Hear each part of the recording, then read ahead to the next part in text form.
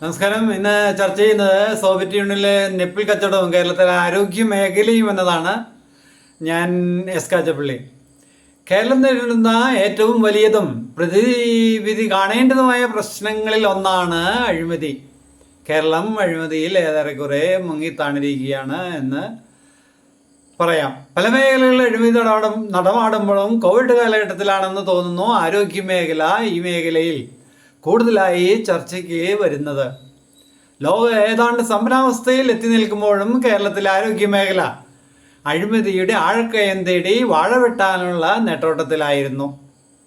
ആശുപത്രി ഉപകരണങ്ങളും വേണ്ടതും വേണ്ടാത്തതുമായവും കിട്ടിയ വിലയിൽ തോന്നിയ തോതിൽ വാങ്ങിക്കൂട്ടുന്നതിൽ കേരളത്തിലെ ആരോഗ്യ മേഖല മത്സരിക്കുകയായിരുന്നു. കേട്ടുപഴകിയ ഒരു പഴയ കഥയാണ് കേൾക്കാത്തവർക്കായി പറയുകയാണ്. സോവിയറ്റ് യൂണിയനിൻ്റെ തകർച്ചയുടെ കാലം ഓർത്തു നോക്കുകയാണ്. കേരളത്തിലെ ബുദ്ധിജീവികളെല്ലാം സോവിയറ്റ് യൂണിയനിലെ തകർച്ചയ്ക്കുള്ള കാരണങ്ങൾ തേടുകയായിരുന്നു. പലരും പലവിധ അഭിപ്രായങ്ങൾ പറയുമ്പോഴും ഒരാൾ കണ്ടെത്തിയ കാര്യം വളരെ രസകരമായിരുന്നു. അദ്ദേഹത്തിൻ്റെ മകൾ റഷ്യയിൽ കുടുംബസമേതം താമസിക്കുകയായിരുന്നു. അപ്പോഴാണ് കുഞ്ഞ് ജനിക്കുന്നതും കുഞ്ഞിൻ്റെ ആവശ്യത്തിനായി നിപ്പിൾ തേടി സോവിയറ്റ് യൂണിയനിലെ കടകളിൽ അലയുന്നതും. സോവിയറ്റ് യൂണിയൻ്റെ പല പ്രദേശങ്ങളിലും അലഞ്ഞെങ്കിലും നിപ്പിൾ മാത്രം ലഭിച്ചില്ല. അതിന് കാരണം സോവിയറ്റ് യൂണിയനിൽ നിപ്പിൾ ഉൽപ്പാദിപ്പിക്കുന്ന ഫാക്ടറി ഇല്ലാഞ്ഞിട്ടോ നിപ്പിൾ സ്റ്റോക്കില്ലാഞ്ഞിട്ടോ അല്ല എന്നും അദ്ദേഹം പറയുന്നു.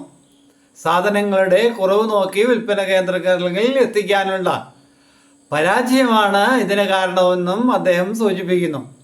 ചുരുക്കത്തിൽ പൗരന് ആവശ്യമായ സാധനങ്ങൾ ഉത്തരവാദിത്തപ്പെട്ടവരുടെ അനാസ്ഥ കാരണം നാട്ടിൽ നിന്നും നിപ്പിൾ അയച്ചു കൊടുത്ത് പ്രശ്നം പരിഹരിക്കേണ്ടി വന്നു എന്നും അദ്ദേഹം പറയുന്നു.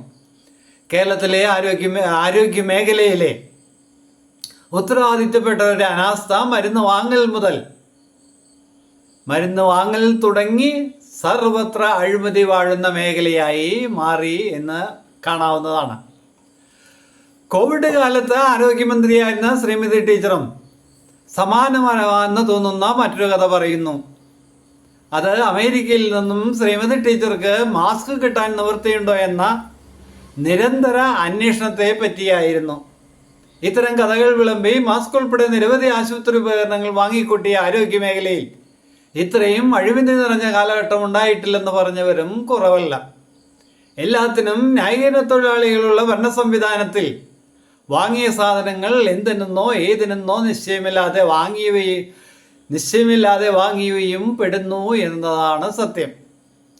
ഇതിനിടയിൽ 10 വർഷത്തെ ഭരണം മാറി പുതിയ സർക്കാർ അധികാരത്തിലെത്തി. ആരോഗ്യമന്ത്രിയായി ശ്രീ കെ മുരളീധരൻ സ്ഥാനമേറ്റു. നിപ്പയും മറ്റു സാംക്രമിക രോഗങ്ങളും മുൻ സർക്കാരിൻ്റെ കാലത്ത് കേരളത്തിൽ പടർന്നപ്പോൾ അദ്ദേഹം പറഞ്ഞ ചില പ്രയോഗങ്ങൾ അദ്ദേഹത്തിന് തന്നെ വിനയാകുന്ന അവസ്ഥയിലായി. സാമൂഹ്യ മാധ്യമങ്ങൾ ആ പ്രയോഗങ്ങൾ എടുത്ത് അദ്ദേഹത്തെ ഏറെ ട്രോളുകയുണ്ടായി. എരിടം കെട്ടവർ നാട് ഭരിച്ചാൽ നാട് മുടിയും എന്നതായിരുന്നു അന്നത്തെ അദ്ദേഹത്തിൻ്റെ പ്രയോഗം. പല പ്രയോഗങ്ങളെ പറ്റിയും ട്രോളുകൾ ഉണ്ടായെങ്കിലും ഡ്രഗ്സിൻ്റെ ഉപയോഗത്തിൽ വർധനവും അങ്ങനെ പലവിധ മേഖലയിലും ഉണ്ടായ കാര്യങ്ങൾ ഈ പ്രയോഗങ്ങളെ സാധൂകരിക്കുന്നുണ്ടെങ്കിലും അദ്ദേഹത്തിന് വലിയ തോതിലുള്ള ട്രോളുകളാണ് സാമൂഹ്യ മാധ്യമങ്ങളിൽ നിന്നും ലഭിച്ചത്. ഓരോ വർഷവും കൂടിക്കൂടി വരുന്ന പനിയുടെ തോത് കേരളത്തെ ഞെക്കിഞ്ഞിരിക്കുകയാണ്. ഓരോ ദിവസവും പനിബാധിതരായി മരിക്കുന്നവരുടെ എണ്ണത്തിലും പെരുപ്പം കാണുന്ന അവസ്ഥ. കൂട്ടത്തിൽ ആരോഗ്യമന്ത്രിയെ ട്രോളാൻ ഏറെ വിഷയങ്ങളുമുണ്ടായി.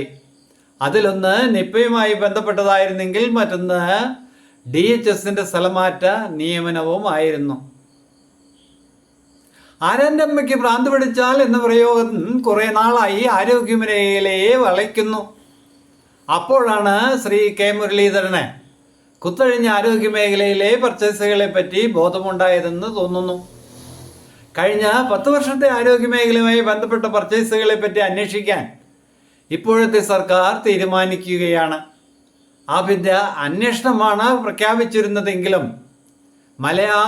മലയോളം അഴിമതി പ്രതീക്ഷിക്കുന്ന ഈ മേഖലയിൽ മലയുടെ ഒരറ്റം അന്വേഷിക്കുമ്പോൾ തന്നെ മറ്റൊരു 10 വർഷം കടന്നു പോകാനാണ് സാധ്യത. അപ്പോഴേക്കും പുതിയ സർക്കാർ വാങ്ങിക്കൂട്ടുന്നതിൻ്റെ അഴിമതിയും ഈ അന്വേഷണങ്ങളെല്ലാം വെള്ളത്തിലെ വരയായി മാറുക തന്നെ ചെയ്യും. പുതിയ സർക്കാർ ഇന്ദിരാ ഗ്യാരണ്ടി എന്ന പേരിൽ ആരോഗ്യമേഖലയെ പരിഷ്കരിക്കാനുള്ള, ആരോഗ്യമേഖലയെ നവീകരിക്കാനുള്ള ഉമ്മൻചാണ്ടി ആരോഗ്യ ഇൻഷുറൻസ് എന്ന 25 ലക്ഷം രൂപയുടെ സൗജന്യ ആരോഗ്യ ഇൻഷുറൻസ് പരിരക്ഷ കേരളത്തിലെ എല്ലാ കുടുംബങ്ങൾക്കും വാഗ്ദാനം ചെയ്യുന്നതിൻ്റെ പ്രസക്തി കേരളം ഈ കാര്യത്തിൽ തിരിച്ചറിയേണ്ടതുണ്ട്. പ്രൈമറി ആരോഗ്യ കേന്ദ്രങ്ങൾ നിലനിർത്തിക്കൊണ്ട് തന്നെ കുറഞ്ഞ മുതൽ മുടക്കിൽ കൂടിയ തോതിൽ ആരോഗ്യ പരിരക്ഷ ജനങ്ങൾക്ക് ലഭ്യമാവുന്നു എന്ന് ഉറപ്പുവരുത്തേണ്ടതുണ്ട്. അപ്പോഴും ജനത്തിൻ്റെ നികുതിപ്പണം അഴിമതിപ്പണമായി ഒഴുകി ഒലിച്ചു പോകുന്നത് കൊണ്ട് ഖജനാവിൻ്റെ ചോർച്ചയ്ക്ക് പരിഹാരമായി ഈ സൗജന്യ ആരോഗ്യ ഇൻഷുറൻസ് പദ്ധതി മാറുന്നു എന്നും കാണാവുന്നതാണ്. അത് ഖജനാവിൻ്റെ ഇപ്പോഴത്തെ പരിതാപകരമായ അവസ്ഥയെ ഒരു പരിധിവരേക്കുള്ള പരിഹാരമായും മാറുന്നു. തകർന്നടിഞ്ഞ സോവിയറ്റ് യൂണിയനിലെ നിപ്പുകൾ കച്ചവടം പോലെ കേരളത്തിലെ ആരോഗ്യമേഖല ഉത്തരവാദിത്തപ്പെട്ടവരുടെ അനാസ്ഥ കാരണം തകർന്നടിച്ചിരിക്കുകയാണ്. ന്യായീകരണ തൊഴിലാളികൾ തിരുവനന്തപുരത്തുള്ള കേരള സെക്രട്ടേറിയറ്റ് വളയുകയും തിരുവനന്തപുരം നഗരം അപ്പയിട്ട് നാറ്റിക്കുകയും ചെയ്യുമ്പോൾ മനമെടുത്ത് ഉയർന്ന സൗജന്യ ആരോഗ്യ ഇൻഷുറൻസ് എന്ന എക്കാലത്തെയും കേരള ജനതയുടെ മുഖത്തെ തല്ലിക്കെടുത്താൻ പുതിയ സർക്കാർ തീരുമാനം എടുക്കാതിരുന്നാൽ മാത്രം മതി എന്ന് പറഞ്ഞുകൊണ്ട് ഇന്നത്തെ വിഷയം ഇവിടെ അവസാനിക്കുകയാണ്. നന്ദി.